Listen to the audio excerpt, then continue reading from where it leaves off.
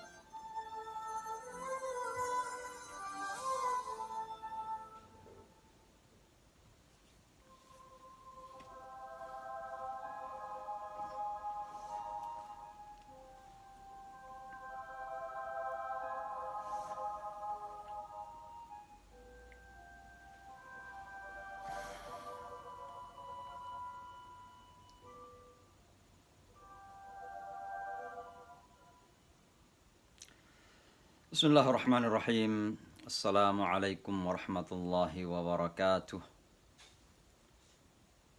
إن الحمد لله نحمده ونستعينه ونستهديه ونستنصره ونؤمن به ونتوكل عليه ونعوذ بالله من شرور أنفسنا ومن سيئات أعمالنا. من يهد الله فلا مضل له ومن يضلل فلا هادي له وأشهد أن لا إله إلا الله وحده لا شريك له وأشهد أن محمدا عبده ورسوله لا نبي بعده. اللهم صل وسلم وبارك عليه وعلى آله وصحبه أجمعين وبعد. And welcome back again to our program My American Jihad with me, Imam Shamsi Ali. In today's discussion, I would like to continue talking about the marriage in Islam and how marriage is an important institution for the Muslims or the Muslim community to develop and prepare a future generation. In yesterday's session, we talked about why marriage in Islam is so important. And we mentioned several points. But one of the most important points is about preparing future generation, that through marriage we can prepare future generation. Today, I'm going to challenge myself and all of us to think about how to be able to find a suitable spouse for our Muslim young boys and girls. And let me just underline in the beginning that this issue is one of the most challenging part of our family and communal life in America. And the reason I'm saying that it is challenging because number one, we have a strong cultural, religious view about life. In other words, mashallah, alhamdulillah, culturally speaking even, and keep aside the religion at the moment, culturally speaking, that we are strict in sense of interaction between boys and girls. So we have segregations in our communities. We come to the masjid, the boys are in one place and the girls are on the other place. So there's no interaction. But let me mention here first the one issue that sometimes I hear this from our youngsters. That there is a kind of paradoxical practice in terms of our religion here, because some of those young people ask this question, why then we have to be segregated in the houses of worship while we are in the schools, coming together, in the market, coming together. For some community, in the wedding halls, they're coming together. Of course, the answer to that is that we are trying as much as we can to follow the rules and regulations of our deen. And at least we can do that in the houses of worship, in the masajid, the Islamic centers. But the problem is that our understanding of this is mostly based on cultural view of the religion. And so we see separation.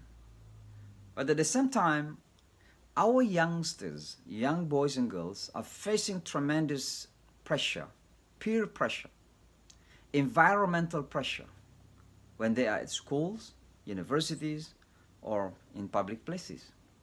They feel that they cannot separate themselves from the larger society. They are a part of this society, a part of American society, where the interaction between boys and girls are very much free. So there is a kind of dilemma, a kind of, if I may use the word, a kind of struggle within the one's self, either it is for young boys or girls, about how to behave and how to interact with the society. But my point here, brothers and sisters, that it is very challenging to find for our boys and girls a suitable candidate for their life spouse. But I would like to even say that more difficult is for our young girl sisters. So what we have to do, I would like to say that this is a shared responsibility. It is not our youngsters' responsibility alone to find their spouses, but it is parents' responsibility. And I would like to say that we must not be shameful. There is no shy for good to interact with others and talk about the future spouse for our daughters. It is also a communal and community responsibility. And hopefully in each masjid or community, there must be a special committee to work in this particular issue. Now, because of the difficult situation, some of our brothers or sisters are falling into, if I may say, a feelings. And that feeling is not appropriate because of some fundamental differences between the two. And sometimes in the name of love. Our young boys, brothers and sisters, sometimes they have that connection, or if I may use the word relations, with someone happen to be a non-Muslim. And of course, there is a big issue in our faith here. Because I have to say that particularly for our sisters, there is no way to agree on marrying a non-Muslim boy. A Muslim boy, there is a discussion about it. And of course, we are open to discuss about why then there's a difference between the boy and the girl. But one thing we have to use in our deen is about Islam, it means submission. So if you believe in Islam as a religion of submissions, then it means that we have to submit ourselves fully and completely to the teaching of Allah subhanahu wa ta'ala. So for girls, they're not allowed to marry a non-Muslim man. And for men, even though there's an ayah in the Holy Quran, allows the man to marry a non-Muslim from among Ahlul Kitab, the discussion arises among the Muslims. Either it is allowed or not. For me personally, I would like to avoid about its permissibility. Either it is okay or not. But what concerns me a lot is that about future generation. Just I wanted to remind my brothers and sisters that sometimes husband and wife are both Muslims. There is no guarantee that their kids can be preserved Muslims. There's no guarantee that their future generation will remain strong Muslim. How about if the mother is not Muslim? It is just a very strong reminder that think about it before getting into that situation. This is about finding future spouse. How about the requirements of marriage? Because marriage in Islam is such an important, it's a life and death issue. Marriage in Islam is not only because we are living together, we are going to live together in this dunya. But more important, inshallah, we want to be together both here in this dunya and in the next, in akhirah. So there are some requirements that need to be fulfilled in order for an Islamic marriage to be considered valid. What are those requirements? Certainly, number one, the agreement between both groom and the bride. Why this has become a requirement? Because there is an ignorant practice among some Muslims that they tend to impose marriage on particularly the girl. They force their daughter to marry without her consent. And let me just remind you about this, that this is not Islamic. This is strongly rejected in Islam. It's not accepted in Islam. There is a story in the time of the Prophet Muhammad sallallahu alaihi wasallam. A girl came to him, said, "Ya Rasulullah, do we have the right to say no to our father?" And the Prophet asked, "What happened?" She said, "Because my father just arranged for me to marry someone that I don't want." The Prophet Muhammad sallallahu alaihi wasallam asked her, "Did you accept?" She said, "No." And then the Prophet Muhammad sallallahu alaihi wasallam said, "If you didn't accept it, it means the marriage didn't happen. It is not accepted. It's not valid." And then the girls left. But after some steps, she came back again. And she said to the Prophet Muhammad sallallahu alaihi wasallam, "Ya Rasulullah, basically I accepted it. The only thing that I wanted to make sure that we have the right for ourselves. We have the right to decide for ourselves. And therefore, the agreement between the groom and the bride is necessary, a part of that requirements in a marriage." Number one. Number two, what we call mahar or dowry. Unfortunately, the translating the word mahar into dowry sometimes is producing a negative connotations, because particularly in subcontinent, Indian subcontinent, there is a misunderstanding about dowry, that the girls should or must pay mahar to the man. And that is completely wrong, because that is completely the opposite of what Islam talk about mahar. Mahar is a gift. It is a symbolic, but it is a must gift given by the boy to the girl as a symbol of responsibility. In other words, that the girl has an absolute right to ask what she wants from her future husband. Why mahar is so important? Number one is to symbolize that this boy is ready to be a responsible husband. And secondly, it is also a kind of protection for the girls if anything happens in that marriage. Because if divorce happens, most probably the most victimized is the girl, is the woman.